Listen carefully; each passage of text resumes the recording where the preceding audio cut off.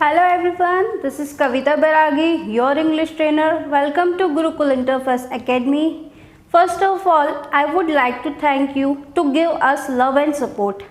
आप सभी का इतना सारा प्यार और सपोर्ट करने के लिए मैं आपका तहे दिल से धन्यवाद करती हूँ।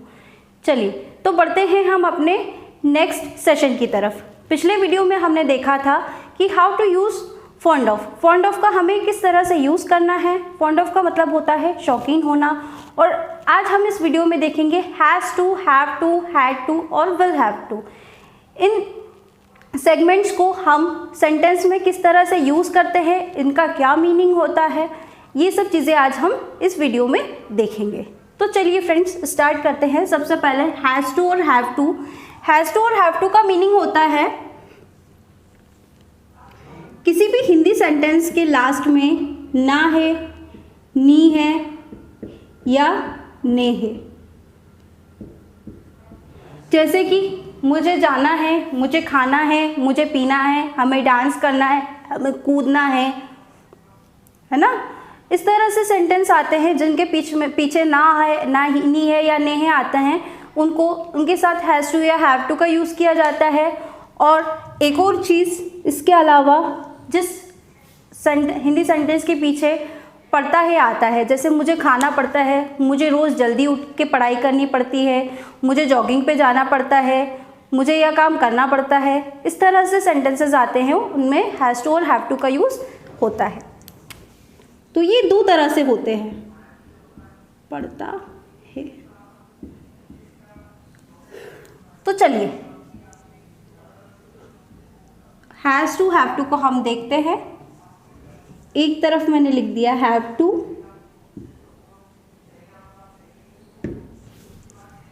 और हैज़ टू,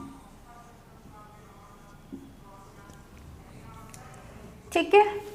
अब जो हैव टू होता है वह प्लूरल सब्जेक्ट्स के साथ यूज़ किया जाता है। प्लूरल सब्जेक्ट्स कौन कौन से होते हैं?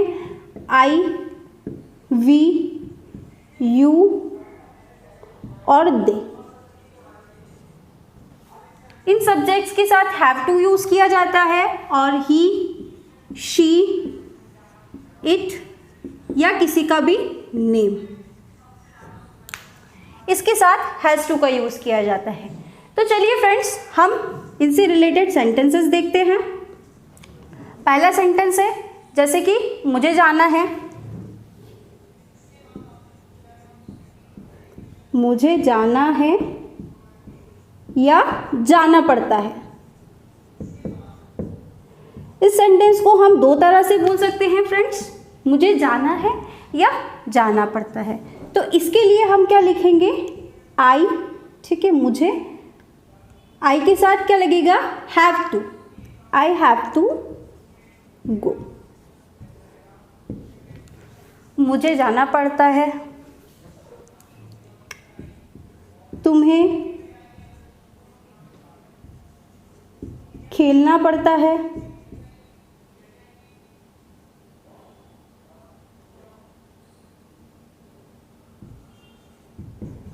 खेलना पड़ता है या खेलना है। You have to play.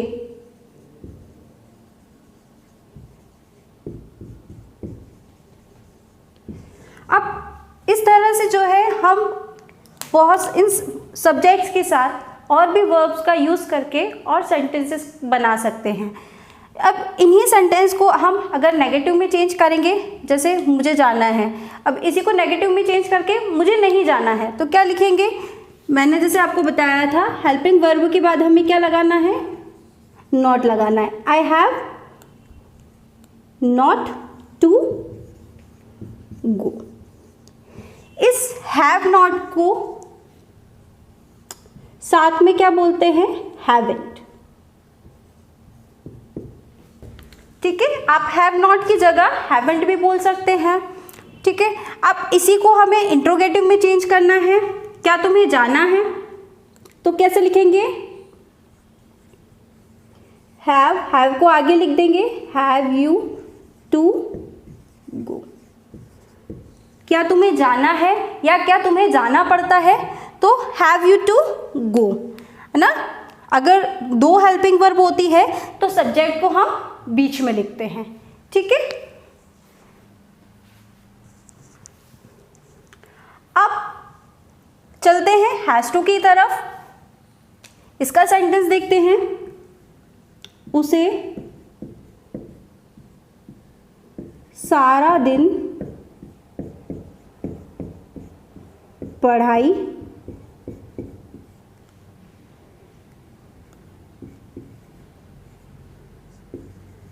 करनी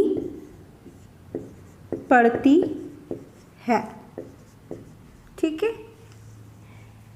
करनी पड़ती है या करना है,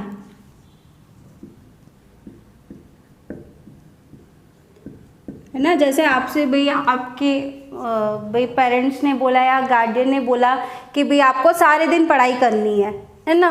तो इस सेंटेंस को आप कैसे लिखेंगे? ही के साथ has to, he has to do study all day, ठीक है। उसे सारा दिन पढ़ाई करनी है या उसे सारे दिन पढ़ाई करनी पड़ती है। अब इसी का हमें इंट्रोगेटिव सेंटेंस में चेंज करना है, तो कैसे करेंगे? He has not to study all day. जैसे आपसे बोला है कि नहीं, आपको सारे दिन पढ़ाई नहीं करनी है, सिर्फ आपको दिन भर में 2 घंटे पढ़ने हैं, है ना। तो you has not to do study all day.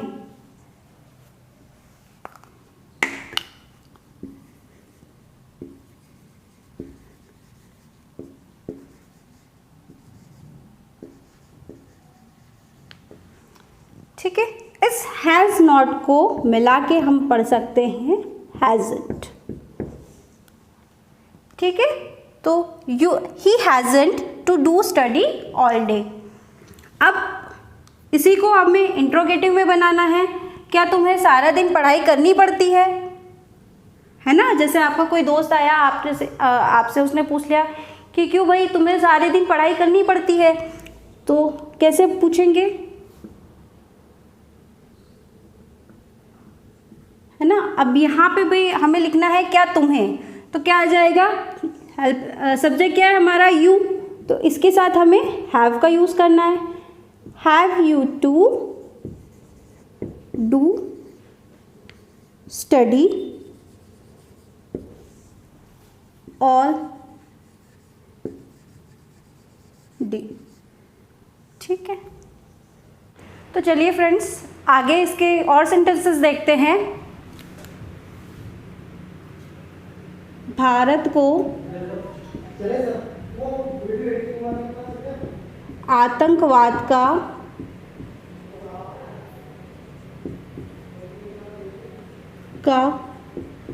सामना करना पड़ता है। करना पड़ता है या करना है, इस तरह से हम इस सेंटेंस को बोलते हैं। तो इसको कैसे बोलेंगे? इंडिया हैज़ टू फेस, आतंकवाद को बोलते हैं टेररिज्म,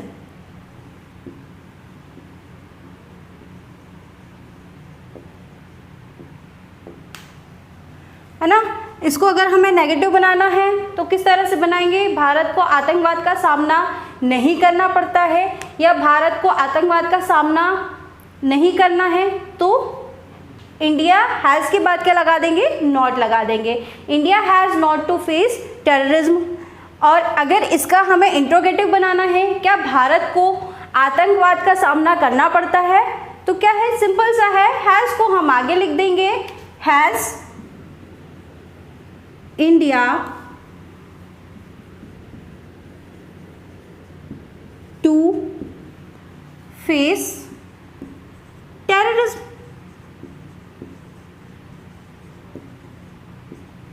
तो इस तरह से फ्रेंड्स हम हैज़ टू और हैव टू का यूज़ कर सकते हैं। अब एक चीज़ और देखिए आप, हैज़ टू और हैव टू की जगह हम गोटा का यूज़ भी कर सकते हैं। गॉटा, यह दो वर्ड से मिलकर बना होता है गॉट टू। ठीक है, तो आप हैज़ टू और हैव टू के साथ गोटा का भी यूज़ कर सकते हैं। जैसे कि आई हैव टू गो, मुझे जाना है, तो आप बोल सकते हैं I gotta go. They have to get up early in the morning, उन्हें जल्दी उठना पड़ता है या उन्हें जल्दी उठना है, तो हैव टू की जगह आप क्या बोल सकते हैं, गोटा। या इधर साइड देखिए आप, India has to face terrorism, तो आप बोल सकते हैं इंडिया गोटा, हैज़ टू की जगह गोटा बोल सकते हैं। ठीक है, और ये गोटा जो है हैज़ टू हैव टू के साथ ही यूज होता है ओनली प्रेजेंट में। तो चलिए, ये तो हो गया हमारा हैज़ टू हैव टू। अब हम बात करते हैं हैड टू की।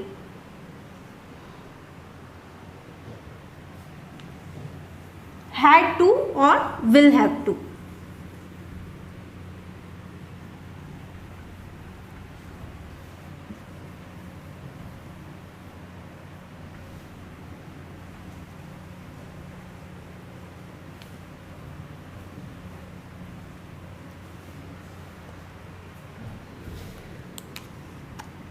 had to and will have to।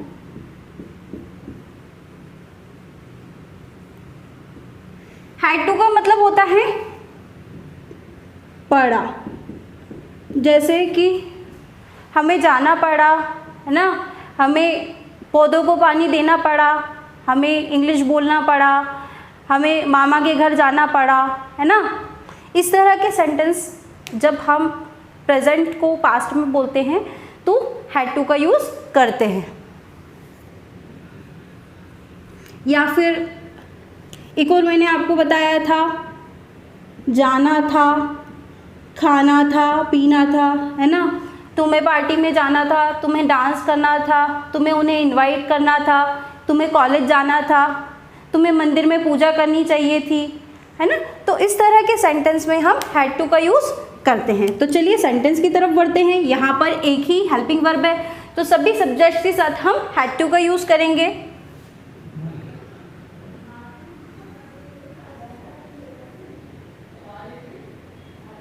उसे इंग्लिश बोलनी पड़ी,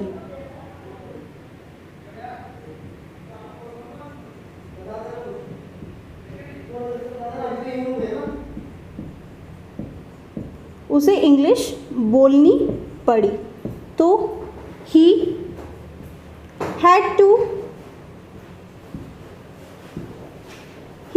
टू स्पीक इंग्लिश ना। बोलने को क्या कहते हैं, speak. He had to speak English.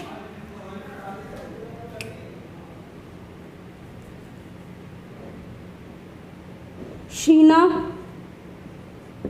को पार्टी में इनवाइट करना पड़ा,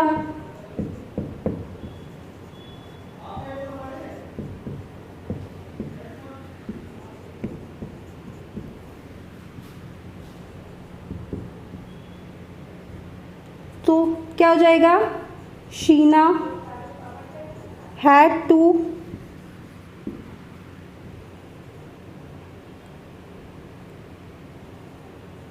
invite in the party.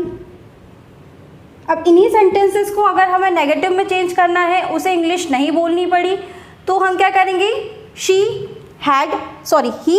Had के बाद हमें क्या लगाना है, नॉट लगाना है। He had not to speak English. Sheena को पार्टी में इनवाइट नहीं करना पड़ा, Sheena had not to invite in the party. अब इसी सेंटेंस को अगर हमें इंट्रोगेटिव में चेंज करना है, तो इंट्रोगेटिव में चेंज करने के लिए हम क्या करेंगे, क्या उसे इंग्लिश बोलनी पड़ी, had he to speak English, या क्या शीना को पार्टी में इनवाइट करना पड़ा, had Sheena to invite in the party. इस तरह से हम इस सेंटेंस को इंट्रोगेटिव में चेंज कर सकते हैं।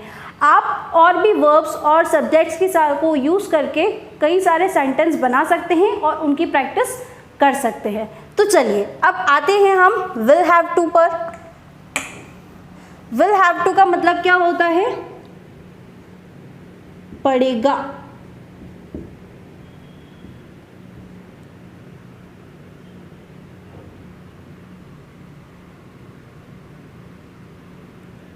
तुम्हें बड़ों की बात माननी पड़ेगी। तुम्हें बड़ों की बात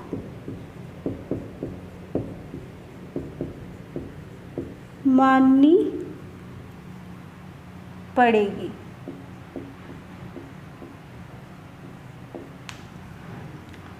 तो यहाँ पर यू विल हैव टू, है ना, इसको यहाँ लिख देंगे। यू विल हैव टू, बात मानना, बात मानने को बोलते हैं obey. Obey, you have to obey to elders. ठीक है, तुम्हें उन्हें गाना गाना पड़ेगा।